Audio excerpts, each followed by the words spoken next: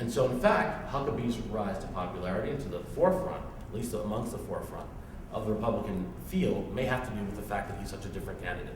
And the cluelessness about Iran is not considered a liability. I'm taking a lot of time, so I'm going to skip forward and just talk about the Democrats. Hillary Clinton has found herself in the strangest position of all, because very much aware of the fact that Democrats are often labeled as too weak. The president was reelected in 2004 in part largely on a campaign that Democrats would not be strong enough to protect the United States.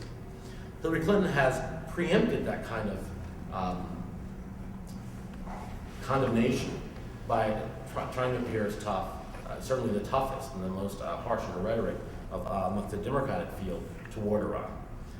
Part of the reason she did that, she was able to come out very forcefully, in a much more forceful way than the other Democrats, who all have advocated a carrot and stick approach. And I think the Democrats have made this it's become a broken record with them. They all talk about a carrot and stick approach, meaning we should threaten military action against Iran if they do not get in line and curtail their nuclear ambitions. At the same time, the Democrats have said each of them has proffered different incentives. Barack Obama has probably been the most forthcoming with specifics about what those incentives would be in order to get Iran to curtail its ambitions as far as nuclear, even enrichment of uranium. Hillary Clinton, because she thought she had sewed it up, and her campaign was arrogant in that way early on, months ago, she actually had already started her general election campaign.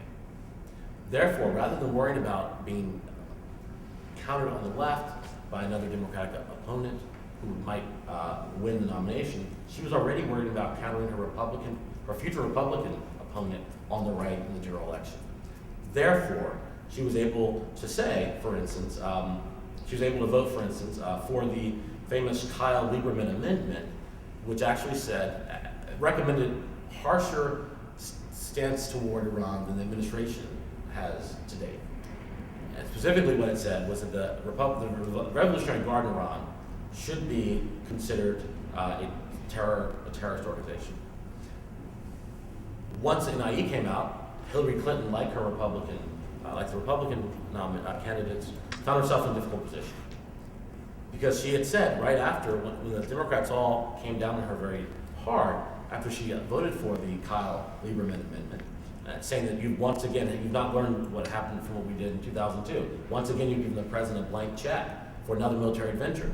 And they all did this. They all came at it from every side, Democrats. And since they'd all taken more moderate stances, they were able to say, in John Edwards' case, if I was there in the Senate, I would not have voted for the amendment. Barack Obama said he wouldn't have voted for it. Of course, Barack Obama was not in the Senate that day, which is an interesting political calculation. Hillary Clinton, right after, in response to this criticism, said, well, I voted for it because it's clear that the Revolutionary Guard, or her campaign released a statement saying it's clear that the Revolutionary Guard is a big part of Iran's race for nuclear weapons. Once NIE came out, she was in a difficult position because it was clear that that was not the case, given the probabilities put forth by the intelligence community.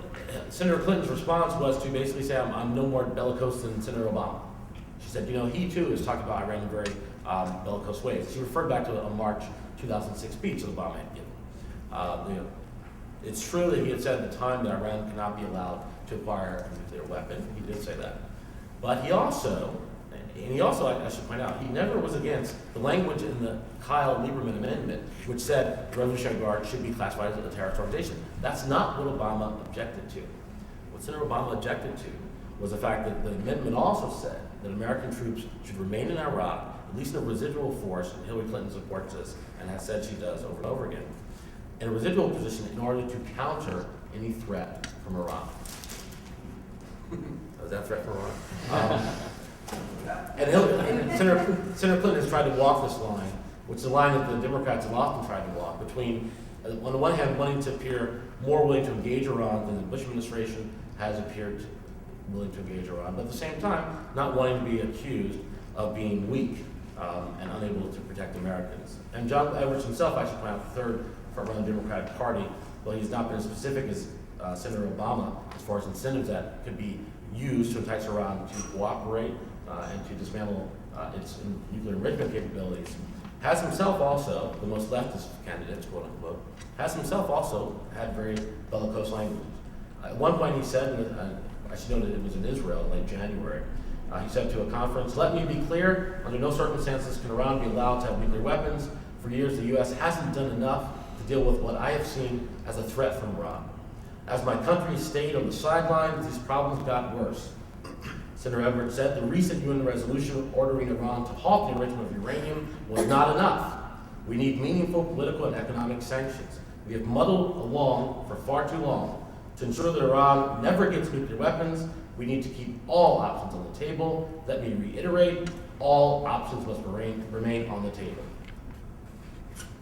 Again, this shows us the problem the Democrats have with this issue, which is that they too must not appear weak in the face of Iran.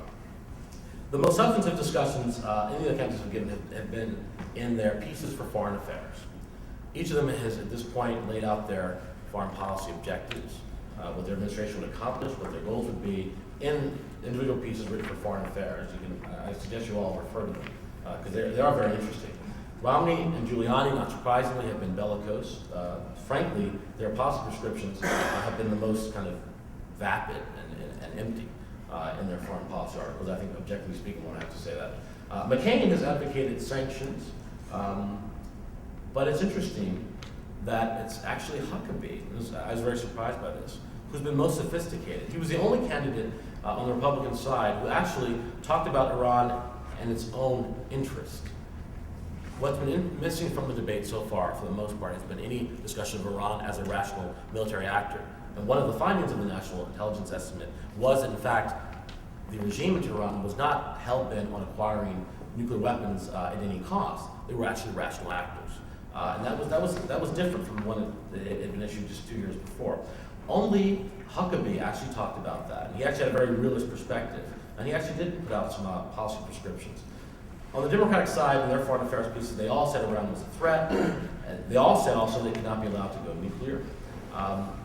And they all offered different incentives that they would like to use before military force was contemplated. In closing, what's unknowable is what's going to happen between now and a year from 11 months from now when we elect our next president. The campaign, as we have seen, will dictate largely the rhetoric that different candidates will use. As we've seen with President Bush, that rhetoric may have no relation to reality once they're in office. And the contours of this race, most interestingly, I think, could be in the process of changing right now. It's true voters may be less war concerned and more economic and healthcare concerned than they were at the beginning of this campaign, this long primary season. Ergo, less tough and bellicose and more diplomatic candidates, less Hillary and Rudy, more Obama and Huckabee, may move to the fore. And that much more than any national intelligence estimate would change what the candidates are saying about Iran. Indeed, Iran could even recede from rhetorical discussion on the campaign, at least until the general election, when the Republicans will certainly use it as a threat to cudgel the Democratic nominee, whoever that is, with the specter of not being strong enough to fight Iran. The thing I think we have to remember as we go into the actual campaign itself, the primary season, and people will finally start voting after this very long preseason, is that in October, the Zogby poll found that 52% of Americans, this is before the IE, said they supported, at that time, a preemptive strike to keep Iran from gaining nuclear weapons. Half of Americans supported it at that time. If that fear rises again, then those numbers will go back up and will affect what the candidates say on the campaign trail.